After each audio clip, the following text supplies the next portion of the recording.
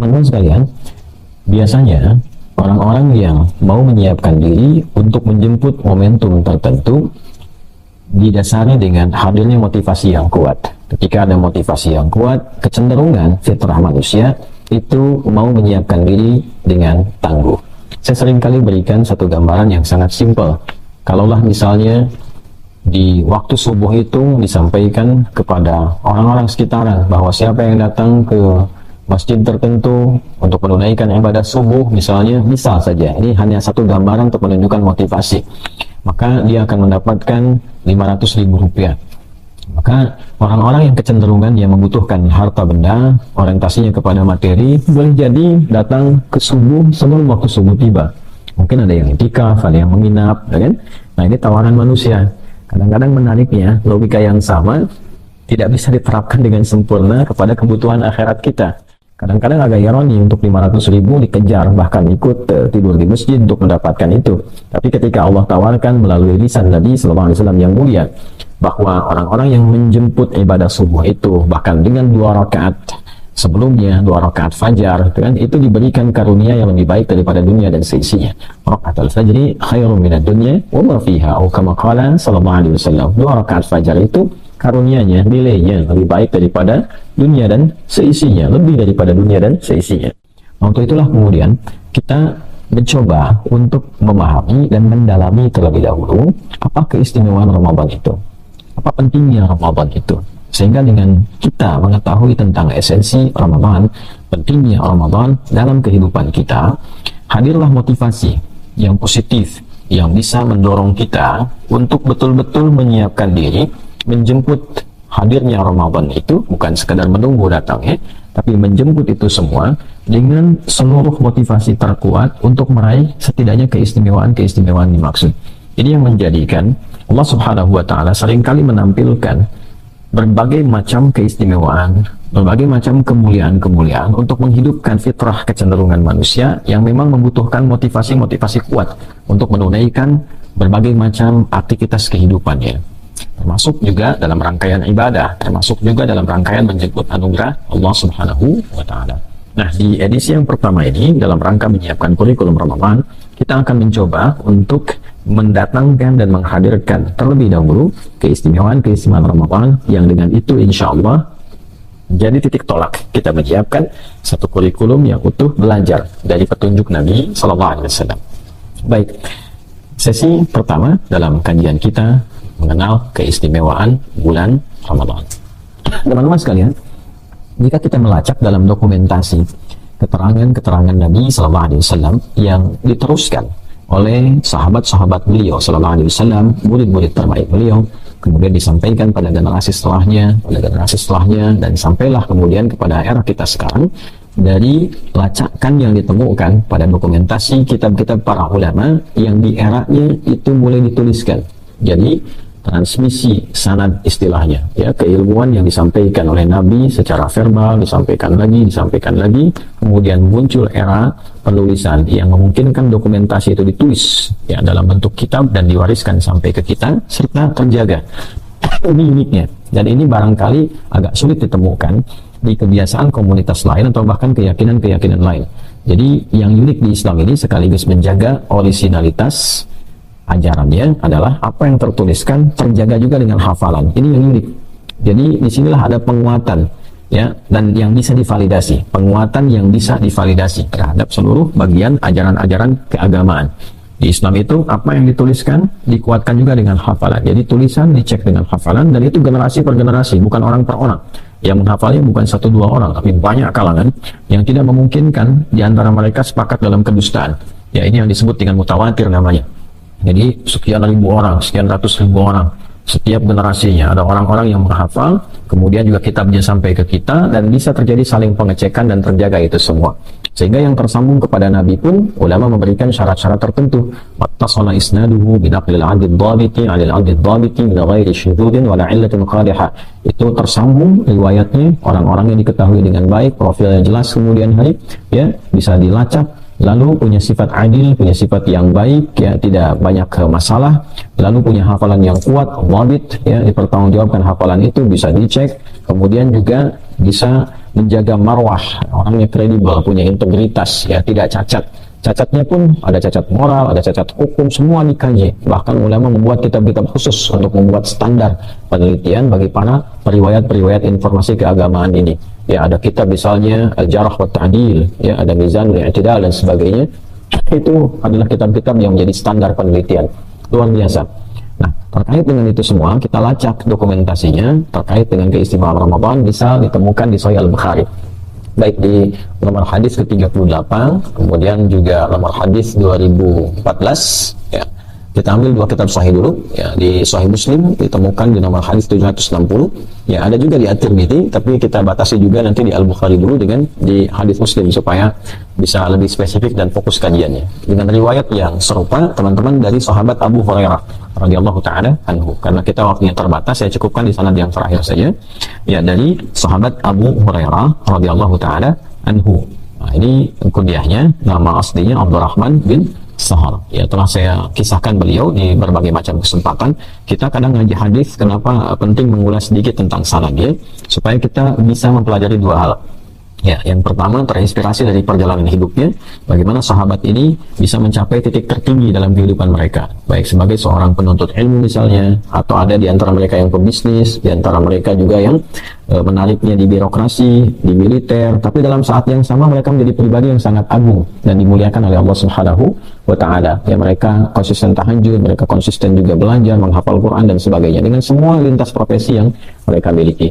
Nah, sahabat Abu Hurairah ini, Abdurrahman bin Sahal radhiyallahu taala anhu, mendokumentasikan keterangan Nabi SAW tentang keistimewaan Ramadan dalam hafalan beliau yang diteruskan pada orang setelahnya, sampai kemudian tibalah informasi ini pada Al-Imam Al-Bukhari, juga muridnya Al-Imam Muslim, ya radhiyallahu taala anhuma. Saya sebut radhiyallahu taala anhuma ini nisbat pada kemuliaan yang dilekatkan pula, ya, oleh Allah Subhanahu wa taala melalui Nabi SAW kepada sahabat-sahabat mulia dengan mengikutkan sifatnya walaupun berbeda eranya, dan mereka tentu tidak pernah bertemu, ya, dengan sahabat-sahabat Nabi SAW karena eranya berbeda.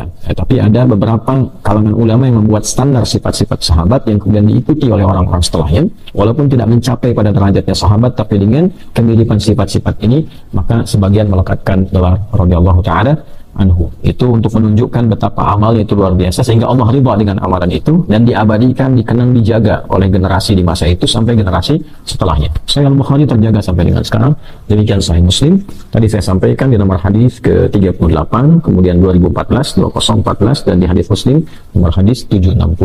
Dari Nabi sallallahu alaihi wasallam disampaikan oleh Nabi sallallahu alaihi wasallam, man qama, atau kita mulai dari somanya dulu, man sama ramadhana imanan wa ihtisaban ghufira lahu ma taqaddama min dhanbi wa man qama lailatal qadri imanan wa ihtisaban ghufira lahu ma taqaddama min dhanbi.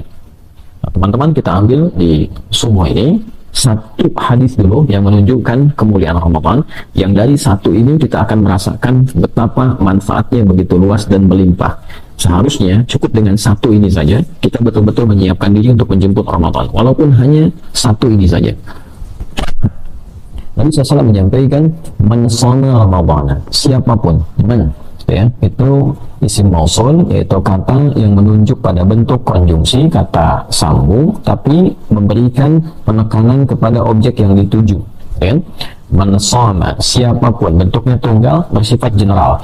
Jadi seringkali saya diajarkan untuk berbagi, ketika menemukan kata man ini, rasakanlah ini untuk kita secara personal, walaupun tawarannya general. Jadi tarik ke dalam sifat personal, personifikasikanlah kemudian kata itu kepada diri kita. Jadi kalau tarik misalnya ke pribadi saya, Hadi Hidayat, kan, hei fulan, hei fulana, tawarannya spesifik, seakan-akan Nabi itu menghitab, mengajak bicara kepada kita secara personal, tapi ditawarkan secara general, ya, terbuka untuk siapapun. Karena itu kita terjemahkan siapapun, hei. Tapi ketika kita baca, bawa ke dalam nuansa diri kita, hei Hadi Hidayat, hei fulan, hei fulana, tarik, ya, shoma Ramadan, siapapun yang menunaikan puasa Ramadan. Nah, ini menjadi bentuk madhi untuk penguatan. Jadi kalau kita nanti ke ilmu balaghah, ada namanya i'tidal ma yakun, ya, disebutkan dengan bentuk kana, tapi untuk mengambil makna yakun disebutkan dalam bentuknya pasif, ya, bentuk aktif, bahkan aktif yang madhi, past tense ya, past tense. Jadi disebutkan dalam bentuk yang terdahulu, atau di dalam gramatikal bahasa Arab itu past tense juga bisa memiliki dua arti lain. Infinitif ya, kata kerja asal, sekaligus juga taukid untuk penguat. Ya, tapi yang dimaksudkan untuk makna yang berikutnya, bisa makna future ya, yakun makna mudhari'. Jadi ketika disebutkan man shama, Nabi tidak mengatakan man yasum, tapi dikatakan man shama, siapapun yang menunaikan puasa. Kenapa menggunakan bentuk fi'il madhi? Kita bahas pelan-pelan untuk mendapatkan kedalamannya, untuk menekankan dua hal. Ya, yang pertama teman-teman, ini memberikan kesan penguat yang menunjukkan makna kesungguhan, keseriusan. Jadi bukan hanya sekedar puasa. Ya, man shama Ramadhana, jadi kalau kita terjemahkan dengan kedalaman maknanya, siapapun yang menunaikan puasa dengan serius, dengan sungguh-sungguh, ya kan? Nah, kemudian tadi maknanya bisa berarti makna istiqbal, makna mudhari'. Mudhari' itu kan bisa kini, hadir, ya kan? Bisa kemudian ada makna istimrariyah, makna keberlangsungan, terus berlangsung, ataupun future. Ya, bisa juga bermakna al-mustaqbal. Jadi kalau di bahasa Inggris kan bisa berarti present, continuous, and future. Ya, jadi bisa kekinian, bisa terus berlangsung, bisa future untuk masa depan, mustaqbal.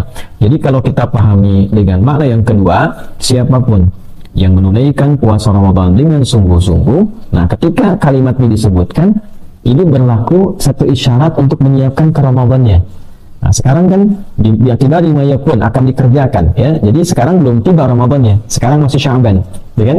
Nah, jadi kalau spiritnya tadi ayatnya turun misalnya di bulan Sya'ban, kemudian diberikan jeda untuk sampai ke Ramadan, terus diinfokan misalnya ya oleh Nabi SAW, siapapun yang menunaikan puasa Ramadan. Jadi kalau kita baca itu belum sampai ke bulan Ramadannya, kita baca di bulan Sya'bannya, maka kalimat itu memberikan pesan penyiapan. Siapapun yang sungguh-sungguh menunaikan puasa dan menyiapkan untuk puasa itu, gitu ya. Jadi i'tibar mayakun, untuk menyiapkan sesuatu yang belum kita kerjakan. Ini agak dalam kajian kita ya. Kalau kita terjemahkan biasa dengan modal standar ya, kita dapatkannya ya siapapun yang menunaikan puasa begitu saja. Tapi kalau kita dalami sampai ke kedalaman maknanya dan pesan-pesan di baliknya, maka sesuatu yang kita dapatkan maknanya lebih luas dan lebih mendalam. Ramadhan, puasanya bukan puasa biasa. Jadi di sini ada satu objek waktunya, man shama Ramadhana. Jadi bukan puasa Senin Kamis, bukan puasa Ayyamul Bid, ya kan? Bukan puasa Daud, bukan puasa Asyura, ya, tapi yang dimaksudkan khusus puasa Ramadan. Nah, ini untuk menekankan bahwa ada sesuatu yang istimewa di Ramadan, yang tidak biasa di Ramadan, yang unik di Ramadan dan tidak ditemukan di waktu-waktu lain. Artinya istimewa. Ya, man shama Ramadhana, siapapun yang menyiapkan puasa di bulan Ramadan dengan serius dan sungguh-sungguh, khusus Ramadan, berbeda dengan puasa-puasa yang lainnya. Nah, bagaimana kemudian menyiapkan dengan sungguh-sungguh itu? Bagaimana kemudian bisa menata diri kita dengan serius untuk menjemput Ramadan itu? Ya, imanan wahtisaban. Ya, yang pertama adalah dengan imannya, dia menjemput puasa dengan imannya. Baik, ini sangat menarik ya. Jadi nanti di sini ada relasi yang kuat untuk menjelaskan pembuka firman Allah mengenai turunnya perintah kewajiban puasa Ramadan di Al-Baqarah di ayat 183. Ini pas juga saya buka mushaf untuk memberikan juga isyarat pada teman-teman, bila ada kajian-kajian teman-teman pegang mushaf itu lebih bagus supaya nanti ada konektivitasnya, ketersambungan yang cukup kuat. Jadi kalau teman-teman lihat di mushaf standar di halaman ke-28 ya, di sebelah kiri itu paling atas di mushaf Al-Baqarah ayat 183 ya, kita bisa temukan ya ayyuhalladzina amanu kutiba alaikumussyam. Coba lihat ya, ya ayyuhalladzina amanu, hai semua yang telah menyatakan beriman kepada Allah.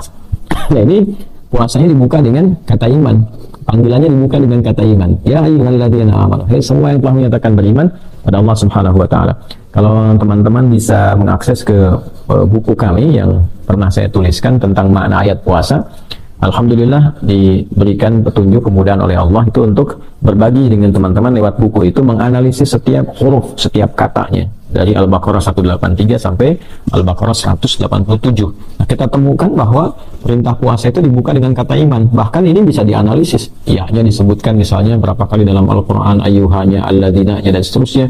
Kalau kita mau gali dengan maknanya, yaitu fungsinya linida'il qarib wal mutawassit wal ba'id, untuk memanggil ya, huruf panggilan harfun nida, memanggil yang dekat, yang menengah, yang jauh.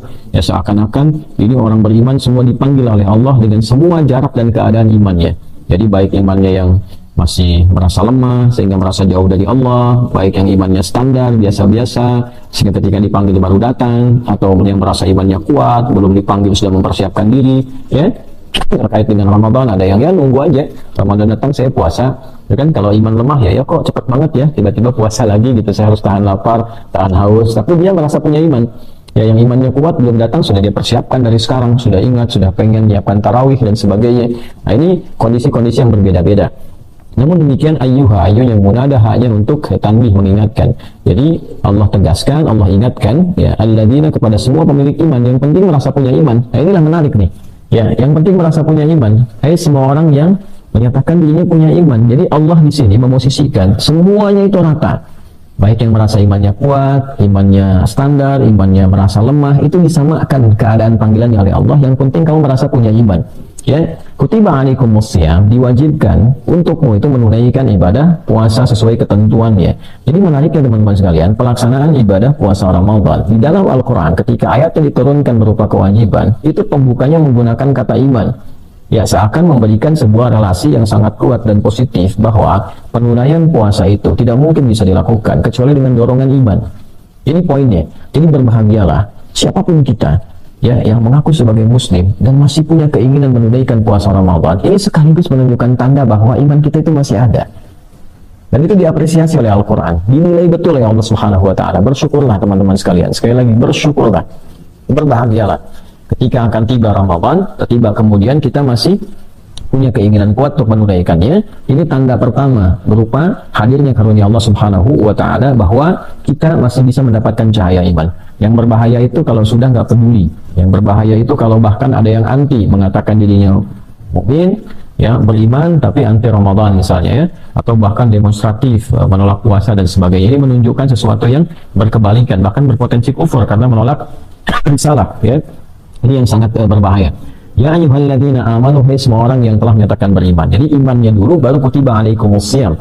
Ya diwajibkan atas kalian menunaikan puasa dengan baik sesuai dengan aturannya. Jadi kondisi pertama, berbahagialah orang-orang yang masih merasakan berkeinginan menunaikan puasa Ramadan ya, dan dia menjadi seorang muslim dan dia menyatakan diri sebagai seorang mukmin. Ini menunjukkan ada fitrah cahaya dalam dirinya yang mesti dia jaga.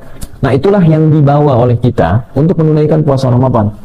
Ya diimplementasikan lewat hadis Nabi tadi. Siapapun yang menyiapkan dirinya dengan serius untuk menunaikan puasa di bulan Ramadan, imanan dengan imannya. Jadi dia masuknya lewat iman.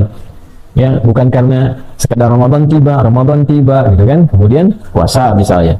Atau misalnya lihat orang lain puasa, ikut puasa. Ya, atau misalnya motivasinya bisa berbeda karena memang di masjid itu kalau ada Ramadan itu alhamdulillah bisa ada sahur gratis ya, sahur gratis itu kan, kemudian takjil gratis. Nah jadi masuk Ramadan itu karena takjilnya, karena bukaannya, bahkan punya daftar masjid ini menunya ayam, masjid ini menunya rendang, masjid ini menunya itu dan sebagainya. Salah? Tidak salah, tapi ia memasuki Ramadan dengan syahwatnya, ia memasuki Ramadan dengan keinginan materinya. Yang diinginkan oleh Quran itu masuk Ramadan dengan imannya, dengan kesadaran untuk beribadah, dengan kesadaran untuk menghamba kepada Allah Subhanahu wa Ta'ala dalam bentuk menunaikan perintah Allah. Pembuktian keimanan kita itu apa? Ya pembuktiannya kan kita berusaha menaati semua yang Allah perintahkan. Nah itu namanya ibadah. Jadi ketika kita mengatakan beriman, pasti ada pembuktian. Nah pembuktian iman itu salah satunya ketika Allah minta kita menunaikan ibadah lewat puasa, kita sambut itu. Kami datang ya Allah dengan keyakinan bahwa ini darimu, sami'na, kami dengar, wa ata'na, kami taati itu. Ya ini poinnya, kami dengar, kami taati itu.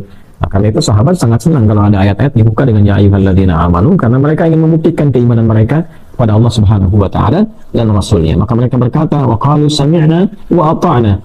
Kami dengar ya Allah, kemudian kami taati. Nah, ini poin yang pertama. Jadi kita mesti menyiapkan bagaimana caranya menyambut Ramadan itu menggunakan iman.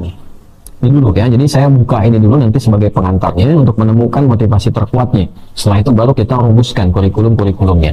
Jadi kita dapatkan yang pertama, Ramadan perlu persiapan karena bentuknya tadi menggunakan bentuk kuat ya fi'il madhi, tapi bentuknya kemudian punya makna mudhari dan di situ ada unsur jiddiyah, kesungguhan, keseriusan. Kemudian waktunya spesifik Ramadan, lalu disebutkan isyarat mempersiapkan diri dengan keimanan. Wahtisaban, ya, dan keikhlasan karena Allah dengan menyiapkan satu agenda koneksi yang baik untuk merubah kepribadian menuju lebih mulia. Nah, ini agak panjang juga ini karena kita bahas detil-detil tafsiriyah yang memungkinkan kita tampilkan. Imanan wahtisaban. Ihtisaban itu bisa berarti juga keikhlasan, bisa berarti juga satu koreksi yang kuat. Jadi ada hasaba yuhasibu muhasabatan, kita sering dengar muhasabatin. Ada hasiba yahsabu, bisa yahsibu juga, jadi mudhari'nya bisa dua, hasiba yahsibu, bisa hasiba yahsabu. Nah, hasiba ini menghitung secara detail asalnya. Ya, kita pernah dengar hisab gitu kan, ilmu falak juga bagian dari hisab, menghitung sesuatu dengan presisi. Ya, sampai ke detail-detailnya, sampai ke komanya dan sebagainya, itu disebut dengan hisab. Nah, satu saat di akhirat nanti kita akan dihisab, artinya sampai ke detail-detailnya. Tidak ada yang terzalimi, semua yang dikerjakan baik ataupun buruk itu hisab, maksudnya ditampilkan ukurannya sampai yang paling detail. Ya, mata dihisab, apa yang pernah dikerjakan oleh mata, ya, apakah pernah dikoreksi di selama hidup sehingga tampilan hisabnya nanti sempurna. Iqra kitabaka kafa bi nafsika al-yawma 'alaika hasiba. Buka buku catatanmu, itu rapotmu tuh, ya. Nah, di hari ini cukup engkau dihisab. Jadi di kitab itu nanti sempurna itu catatan semuanya tuh, ya. Maka bagaimana nanti kita dapatkan, semoga Allah menolong kita, memberikan syafaat kepada kita, yang melalui syafaatnya, melalui petunjuk yang diberikan oleh Allah Subhanahu wa taala pada Rasulullah SAW, ya, irfa' ra'sak sal tu'ta, ya, angkat mulut SAW kepalamu, karena beliau sujud kepada Allah tuh minta diberikan oleh Allah anugerah, ya, untuk memberikan syafaat kepada umatnya. Mudah-mudahan kita termasuk golongan yang disyafaati oleh Rasulullah SAW. Mudah-mudahan kita diberikan kekuatan untuk senantiasa mencintai Nabi dan bersalawat pada Rasulullah SAW. Kembali teman-teman sekalian, jadi ketika Allah Subhanahu wa taala menyampaikan pembuka ayat puasa dengan iman, Nabi menerapkan. Nah, di antara implementasi tentang penyiapan kurikulum dengan keimanan itu, yang kedua adalah mencoba untuk bisa dengan detail. Tadi kalau hasibah menghitung dengan detail, kalau kita naikkan hasabah, saling mengoreksi dengan detail, saling mengingatkan. Ya, teman dengan teman gitu kan, saling mengoreksi, saling menguatkan. Terus kalau kita mau naikkan lagi levelnya, ya, kita tambahkan alif dengan tak di situ. Jadi kalau hasibah itu masih orisinil, infinitif 3 huruf. Kalau hasabah tambah 1 huruf, gitu kan. Nah, bisa nanti bentuknya mufa'alah untuk saling, ya, saling mengingatkan, saling mengecek dan sebagainya. Makanya muhasabah itu kan konteksnya ada bukan satu pihak, tapi 1-2 pihak saling mengoreksi. Walaupun itu sendiri antara dia dengan jiwanya, ya, saling mengoreksi. Kalau ihtisab, ihtasaba yahtasibu, itu lebih dalam lagi. Ya, artinya ada kesungguhan, karena alif dan ta itu juga menunjuk makna kesungguhan, keseriusan. Jadi wahtisaban, dan dia serius mengoreksi dirinya sampai menemukan kekurangan-kekurangan yang dia dapati atau kelebihan-kelebihan yang pernah dia kerjakan itu, lalu dia susun itu supaya yang kurang-kurang diperbaiki, yang lebih dipertahankan, bahkan mungkin ditingkatkan. Nah, itu ihtisab namanya. Ya, ada juga makna yang kedua, ihtisab itu menunjukkan keikhlasan yang dalam. Jadi mengoreksi diri, pekerjaan-pekerjaan yang kadang dilakukannya itu bukan karena Allah. Ya, nah, coba dicatat lagi sampai detik ini, saya, Anda, dan kita saling mengoreksi. Apakah mungkin juga saya dalam mengajar, kan bisa saja terjadi dalam perjalanan mengajar ini ada bagian-bagian tertentu yang berkurang nilai kesungguhan dan keikhlasannya karena Allah itu. Ya, apakah mungkin dilakukan? Boleh jadi fitrah kemanusiaan, karena ada kebutuhan yang diinginkan manusia untuk belajar, karena misalnya ngejar tayang, karena popularitas, na'udzubillah, ya, karena materi, na'udzubillah, dan sebagainya. Ya, Allah yang Maha mengetahui itu semua. Ya, seringkali saya katakan pada teman-teman dalam pengajian, tolong doakan tuh, ya, doakan, saya minta uang dalam sujud, ustaz-ustaz juga didoakan. Kadang doa kita spesifik, gitu kan, supaya diikhlaskan, karena ini penting sekali. Bukan sekedar sampainya ilmu, tapi ini bagian dari ihtisab, ya, ihtisab. Bagaimana kita menjaga semua amal itu betul-betul diniatkan supaya mendapatkan ridha Allah Subhanahu wa taala. Demikian sebagai orang tua merawat anak, apakah betul karena Allah? Bekerja yang kita kerjakan apakah betul karena Allah? Nah, ini Ramadan ini, sebelum masuk ke Ramadannya, kita betul-betul persiapkan bahwa setiap amal yang dikerjakan siang dan malam itu betul murni didedikasikan untuk kepentingan ibadah, betul-betul ibadah. Ya, jadi iman itu nanti membawa satu dorongan kuat untuk memasuki Ramadan. Implementasinya ihtisaban, kesungguhan untuk mengerjakan ibadah itu karena Allah. Ya, agenda apa yang kita siapkan semuanya lillah, siang malamnya. Ya, karena itu sering didapatkan para ulama-ulama, Imam Malik misalnya, kita dapati dalam sejarah termasuk Imam Syafi'i dan yang lainnya, itu menyiapkan diri betul ketika Ramadan, libur tugas mereka, mengajar dan seterusnya. Menyiapkan betul-betul ibadah. agenda ibadah siang dan malam. Imam Syafi'i itu radhiyallahu taala anhu rahimahullahu taala itu sampai beliau agenda bacaan Qur'annya saja sehari itu bisa 2 kali khatam, siang sekali, malam sekali gitu ya, saking sungguh-sungguhnya kan. Nah itu demikian, mungkin eranya berganti. Kalau dulu ulama Ramadan itu libur, mereka meningkatkan ibadah.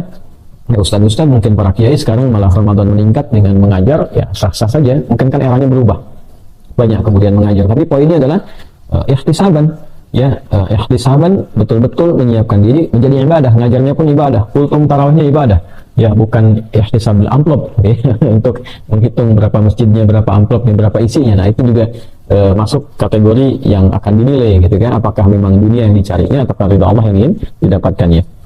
Jadi kaidahnya menyiapkan diri dengan kesungguhan menjemput Ramadan, kemudian dilakukan dengan basic keimanan yang kuat, lalu ihtisab, menyiapkan agenda yang diniatkan khusus untuk beribadah kepada Allah Subhanahu wa taala dan bagian dari pengoreksian diri. Nah, bagaimana korelasi ini dengan keutamaan yang didapatkan di dalam Ramadan? Kenapa sih muncul ini sebagai pembukanya gitu? Siapkan dirimu, kuatkan dirimu pakai iman, kemudian siapkan agenda ibadah yang betul-betul diniatkan karena Allah. Ada apa? Ghufira lahu ma taqaddama min dhanbi. Ghufira itu menggunakan bentuknya fi'il madhi pasif, majhul. Ya kan? Majhul teman-teman sekalian. Bentuknya pasif. Jadi dibuka dengan bentuk aktif, man shoma, kemudian dijawab dengan bentuk yang pasif, ghufira. Ini sangat menarik. Ya, ghufira lahu ma taqaddama min dhanbi. Asalnya ghafarallahu lahu, bentuk aktifnya. Tapi ketika dijadikan pasif, ini ya, subjeknya kemudian ditiadakan, dibentuk dalam bentuk pasif, ini juga bermakna taukid, ya, takkid, penguat ini, betul-betul, ya, sehingga bagi orang beriman itu kalau bentuknya menjadi pasif, dia sudah tahu bahwa bentuk aktifnya itu Allah yang memberi. Ya, misal di sini ya ayyuhalladzina amanu kutiba alaikumusiyam. Ya, asal katanya kan bentuk aktifnya kataballahu alaikumusiyam. Kenapa kemudian dijadikan bentuk pasif? Ya, Allahnya kemudian di situ kalimatnya dialihkan dari bentuk aktif kataballahu alaikum menjadi kutiba alaikum, jadi bentuk pasif, diwajibkan kepada kalian. Karena orang yang punya iman itu nggak usah nanya lagi siapa yang mewajibkan, pasti Allah. Sepanjang dia masih punya iman, dia meyakini semua kewajiban datang dari Allah, jadi nggak banyak tanya lagi. Jadi kalau sudah bentuk pasif jangan banyak ditanyakan. Ya, kalau bentuk aktif kataballahu gitu kan, Allah mewajibkan kepada kalian, mungkin masih orang nanya kenapa diwajibkan ya Allah. Ya kan? Tapi ketika sudah ada iman dalam dirinya, dia punya keyakinan apapun yang Allah berikan pasti di situ ada manfaat, ada kebaikan, ada limpahan anugerah. Karena itu ketika diberikan dalam bentuknya bentuk pasif, kutiba alaikum, orang beriman gak akan tanya kenapa ya Allah diwajibkan, kenapa mesti sebulan, kenapa mesti begini, karena modalnya iman awalnya, yakin tanpa ragu. Kalau sudah nggak ada ragu, nggak usah nanya gitu. Itu maksudnya ya. Nah ini pun ghufira, supaya kita nggak nanya lagi. Ghufira lahu. Ya, itu bentuknya. Ada bentuk kuat di dalamnya, diampuni. Ya, dia akan diampuni. Ya, jadi kalau betul-betulnya kesungguhannya serius, mendalam, itu bisa juga masuk bentuk pasti diampuni. Ya, kalau kita menggunakan standar tadi, masuknya pakai iman, ihtisabnya dipakai, ghufira lahu, pasti diampuni. Ya, bentuknya kuat sekali. Ghufira lahu ma taqaddama min dhanbi. Ma, semua, segala. Ya, pakai isim mausul, man ketemu ma tuh. Man menunjuk pada orang, ma menunjuk pada keadaan. Ya kan? Man umumnya menunjuk pada yang berakal, ma menunjuk kepada bagian-bagian kehidupan atau kalaupun makhluk yang tidak berakal, gitu kan? Nah di sini dibuka pakai man menunjuk pada semua kalangan, sifatnya personal tapi tawarannya general. Kemudian yang kedua menariknya teman-teman sekalian dibalas pakai ma, segala, semua tanpa kecuali. Ma taqaddama, semua tanpa kecuali. Ya, taqaddama min dhanbi, yang telah berlalu dari dosa-dosa orang itu. Jadi keutamaan pertama dari Ramadan itu singkatnya bisa menggugurkan seluruh dosa. Allahu Akbar. Bayang ya, siapa yang hidup tanpa dosa sampai detik ini saja kita bicara. Matanya tanpa dosa, ya, telinganya tanpa dosa, lisannya tanpa dosa, kemudian sampai ke ujung kaki, siapa yang hidup gak punya dosa? Ya. Atau sekarang kalau punya dosa, pulang kembali kepada Allah. Tenang nggak kira-kira tuh? Ya, bahagia nggak pulang bawa dosa itu? Ya, ya jangankan kita kembali kepada Allah di akhirat misalnya, di dunia saja. Ya, ayah pulang ke rumah bawa salah, itu tenang nggak? Mungkin saya bingung kalau ada, mohon maaf sekali lagi, misalnya seorang ayah korupsi gitu, terus bisa pulang ke rumah dalam keadaan tenang, itu pasti sakit itu. Ya, karena hatinya pasti menolak itu. Jadi kalau ada orang mencuri, pulang ke rumah dalam keadaan tenang, itu pasti sakit itu. Ya, karena kalau berbuat salah, hatinya pasti protes, itu salah itu. Kecuali kalau sudah terakumulasi kesalahan itu, sehingga udah nggak bisa bedakan. Nah, istidraj itu, ya, larut dalam keburukan.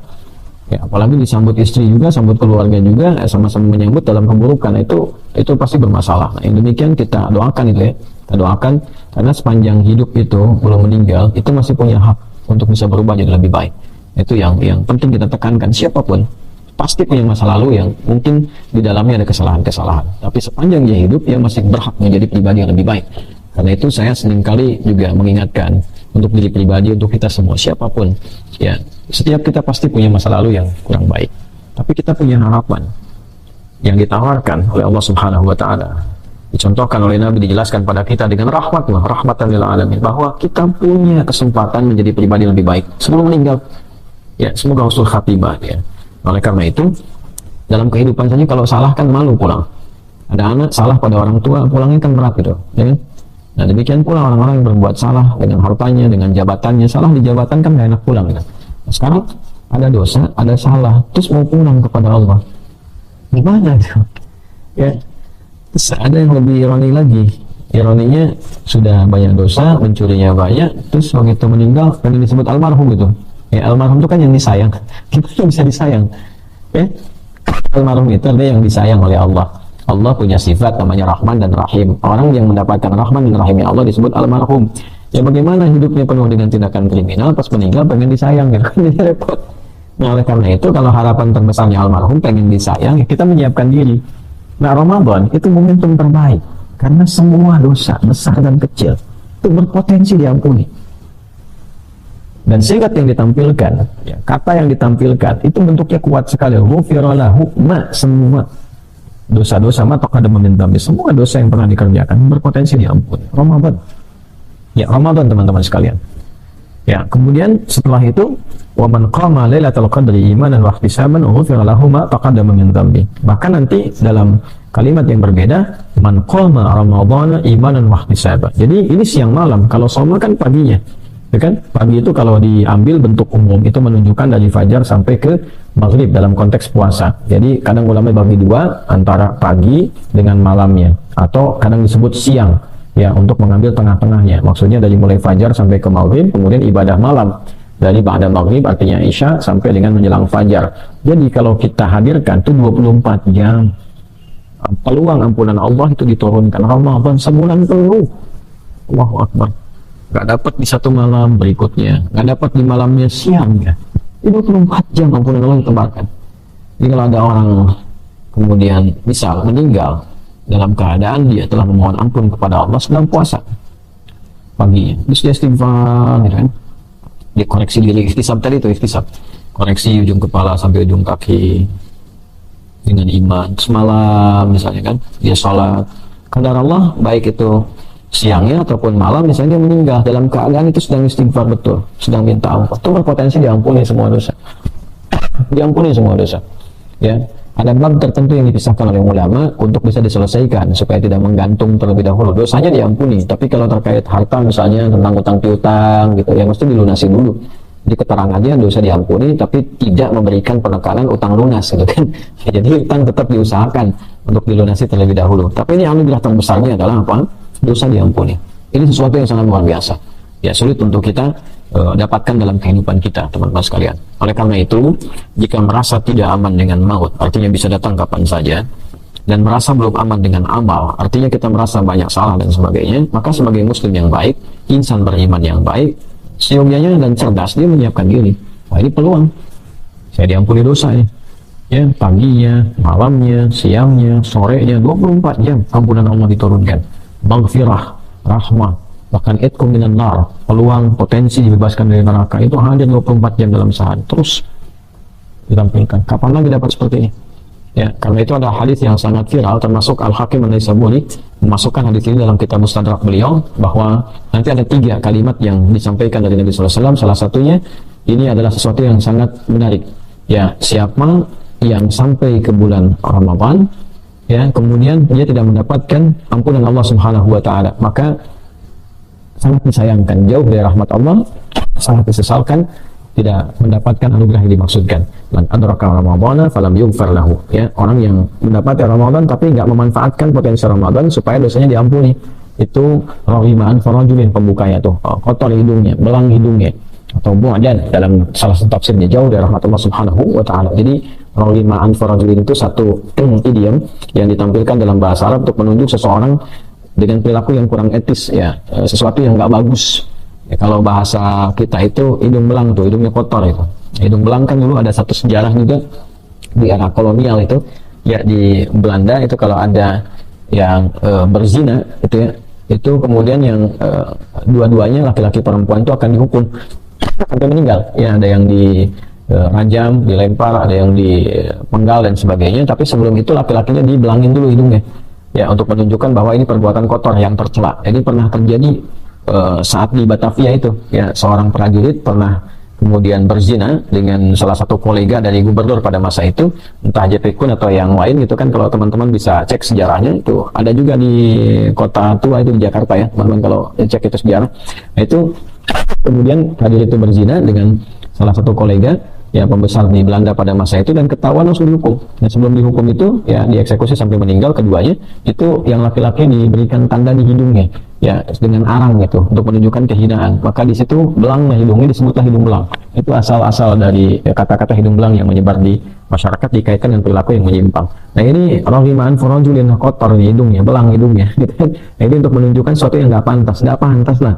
Merasa beriman, dikasih ampunan, peluang, ya, sebulan penuh siang dan malam, kok nggak bisa dapat gitu? Kok bisa? Ya, sehari nggak dapat, ya besoknya bisa dapat, siang nggak dapat, malamnya bisa dapat. Jadi kalau sebulan nggak dapat tuh ngapain aja gitu? Ya, nah, itu sesuatu yang nggak tepat. Nah, itu juga dicela oleh malaikat. Jadi sampai dikatakan amin, ya kan? Dalam riwayat malaikat mengaminkan, ada keterangan lain Nabi yang mengaminkan, ya kan? Ya, dijauhkan dari rahmat Allah orang-orang yang diberi kesempatan dan dikasih dan dimanfaatkan itu. Nah, ini sesuatu juga motivasi yang sangat kuat supaya kita terhindar dari hal-hal buruk atau celaan-celaan yang dimungkinkan bisa terjadi pada orang-orang yang tidak menyiapkan diri. Jadi ini teman-teman, singkatnya, keutamaan pertama Ramadan yang menghadirkan motivasi kuat bagi kita untuk menyiapkannya adalah Ramadan berpeluang mendapatkan limpahan anugerah ampunan di setiap detik-detik bagian waktunya, siang dan malam. Dan itu yang paling kita impikan. Ya, kita berharap pulang dalam keadaan yang baik, yang bersih, seperti kita dilahirkan dalam keadaan fitrah yang bersih, pulang juga dalam keadaan yang bersih. Berbahagialah orang-orang yang dianugerahi berbagai macam kehidupan, kenikmatan dalam hidupnya, kemudian pulang mendapatkan ampunan Allah. Dosanya gugur, hartanya, hisabnya aman, ilmunya aman, tenaganya aman, dan pulang dalam keadaan yang menggembirakan. Dan di akhirat dibangkitkan dalam keadaan yang bahagia. Wassalamun alaihi yauma wulida, selamat dia saat dilahirkan, wa yauma yamutu, meninggalnya pun dia selamat, wa yauma yub'atsu hayya, dan dibangkitkan dalam keadaan gembira saat di akhirat karena selamat dia melewati hisab. Itulah teman-teman sekalian, kita pentingnya menyiapkan diri di bulan Sya'ban ini menjelang Ramadan, sehingga jelas jangan sampai nanti masuk Ramadan bingung mau ngapain gitu kan.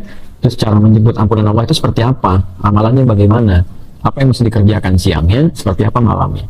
Itulah nanti insya Allah yang akan kita bahas di pertemuan lanjutan dalam menyiapkan spesifik rangkaian kurikulum Ramadan. Semoga kita dimaafkan, diampuni, diberkahi oleh Allah Subhanahu wa Ta'ala di bulan Sya'ban ini, dan diberikan kesempatan untuk sampai ke bulan Ramadan dalam kondisi baik fisik, pikiran, dan jiwa yang sempurna sesuai dengan kemampuan yang bisa kita siapkan. Allahumma taqabbal minna innaka antas samiul alim wa tub alaina innaka antat tawwabur rahim. Allahumma barik lana fi Rajab wa Sya'ban hadha wa ballighna Ramadan. Wa sallallahu ala sayyidina Muhammad wa ala alihi wa sahbihi ajma'in. Wa akhiru da'wana subhanakallahumma rabbana wa bihamdika asyhadu an la ilaha illa anta astaghfiruka wa atubu ilaik. Walhamdulillahi rabbil alamin. Wassalamu alaikum warahmatullahi wabarakatuh.